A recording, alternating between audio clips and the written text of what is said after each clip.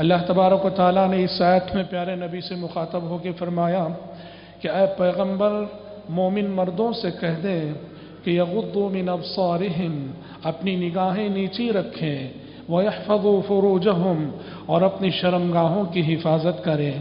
ज़ालिका अज़का लहुम, ये इनके लिए ज़्यादा पाकीज़गी का बाइस है। इन्नल्लाह ख़बीरुम बिमा यसनऊन, अल्लाह तबारक व तआला वो जो कुछ कर रहे हैं, उनकी जो भी हरकतें हैं, लोगों की हरकतों से अल्लाह ताला बखूबी वाकिफ़ है। हज़रात, कुरान मजीद की सूरतों में सूरतुन नूर एक ऐसी सूरत है जो मुआशरती तालीमात पर मुश्तमिल है।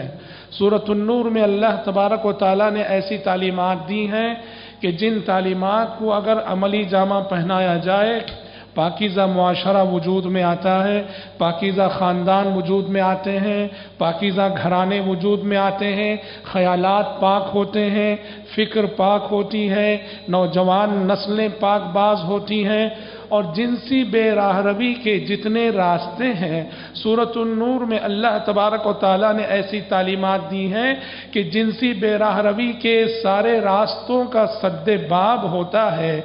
उरियानियत, बरहनगी का जो भी कल्चर है, सूरतुन नूर की तालीमात को अगर मुआशरे में नाफिज किया जाए तो मुआशरे से उरियानियत, बरहनगी का सारा कल्चर ख़त्म हो जाएगा। हज़रात, सूरतुन नूर में जो अखलाकी तालीमात दी गई हैं, उनमें से एक बहुत बड़ी तालीम वो है जो कि उस आयत में दी गई है, जो आयत की अभी मैंने आपके रूबरू पढ़ी और तिलावत की, कि अल्लाह तबारक व तआला ने इस आयत में फरमाया कि अखलाक की हिफाजत, किरदार की हिफाजत अगर करनी है आपको, तो उसके लिए ज़रूरी है कि आप ज़िंदगी में अपनी नज़रों और निगाहों की हिफाजत करें। नज़र की हिफाजत के बग़ैर आप अपने अखलाक की हिफाजत नहीं कर सकते। नज़र की हिफाजत के बग़ैर आप अपने किरदार की हिफाजत नहीं कर सकते। नज़र की हिफाजत के बग़ैर आप अपने कैरेक्टर की हिफाजत नहीं कर सकते। नज़र की हिफाजत के बग़ैर आप अपनी जवानी की हिफाजत नहीं कर सकते, और नज़र की हिफाजत के बगैर आप अपनी इज्जत व आबरू की हिफाजत नहीं कर सकते। इसीलिए अल्लाह तबारक व तआला ने अहले ईमान से मुखातब होकर फरमाया, कुल लिल मुमिनीन यगुद्दू मिन अब्सारिहिम व यहफ़ज़ू फ़ुरूजहुम, ऐ पैगंबर मोमिन मर्दों से कह दें कि वो राह चलते हुए हमेशा निगाहें नीची रखा करें। निगाहें अगर नीची रहेंगी, आबरू की हिफाजत होगी, शर्मगाहों की हिफाजत होगी, नामूस की हिफाजत होगी। ज़ालिका अज़का लहुम, अखलाक का तकाज़ा भी यही है। और इस तालीम की अहमियत के पेश नज़र अल्लाह ताला ने अलग से ख़वातीन से मुखातब होकर भी फरमाया, कहा कि ऐ पैगंबर मोमिन औरतों से भी कह दें, वक़ुल लिल मुमिनाति यग़्दुद्न मिन अब्सारिहिन व यहफ़ज़्न फ़ुरूजहुन, ऐ पैगंबर मोमिन औरतों से भी कह दें कि वो भी अपनी निगाहें नीची रखें और अपनी आबरू और अपनी शर्मगाहों की हिफाजत करें।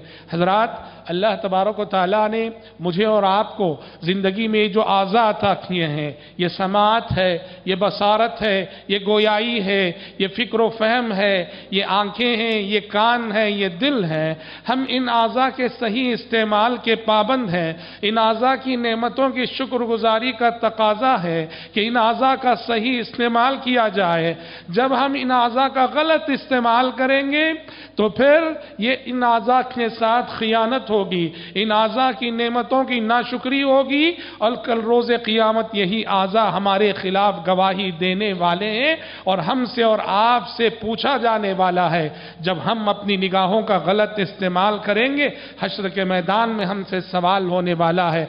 जब हम अपनी समात का गलत इस्तेमाल करेंगे, हश्र के मैदान में हमसे सवाल होने वाला है।